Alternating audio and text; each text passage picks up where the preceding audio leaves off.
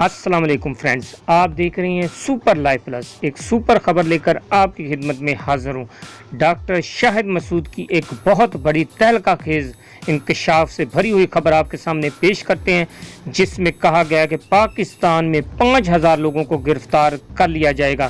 معروف صحافی ڈاکٹر شاہد مسعود کے حوالے سے آج کی ویڈیو یہی ہے، مگر اس سے پہلے اگر آپ نے چینل کو سبسکرائب نہیں کیا تو برائے مہربانی اس کو سبسکرائب ضرور کر لیں۔ معروف صحافی ڈاکٹر شاہد مسعود نے کہا ہے کہ اب کسی کے پاس بھی اتنا وقت نہیں کہ وہ آ کر دوسروں کو حکومت چلانے کے طریقے بتائے۔ اب چھوٹی چھوٹی چالاکیوں میں الجھنے کا وقت نہیں ہے، بلکہ بڑے بڑے کیس کی طرف متوجہ ہونا چاہیے، اور یہ بات بھی طے ہے کہ پاکستان نے ہر حال میں آگے جانا ہے۔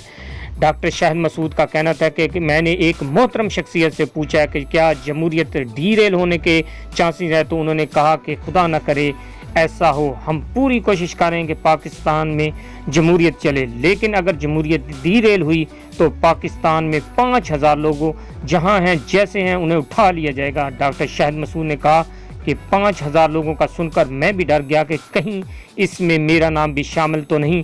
خیال رہے پاکستان مسلم لیگ کے رہنما اور احسن اقبال نے سابق جو کہ وزیر داخلہ ہیں دوران پروگرام گفتگو کرتے ہوئے کہا تھا کہ مجھے لگتا ہے کہ اگلے سال ہمارے پاس کوئی اور چوائس نہیں رہ جائے گی کہ ہم مڈ ٹرم الیکشن کی طرف جائیں۔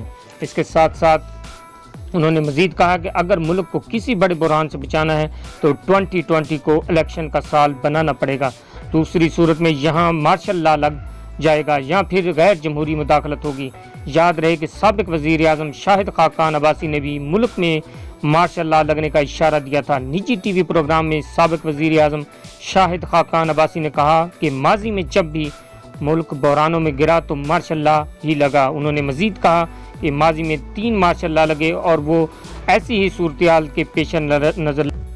یہ تھی اب تک کی تازہ ترین، امید ہے آپ لوگوں کو ضرور پسند آئے گی۔ پسند آنے پر پھر لائک، شیئر اور سبسکرائب کرنا نہ بھولیے گا۔ آپ کا بہت بہت شکریہ۔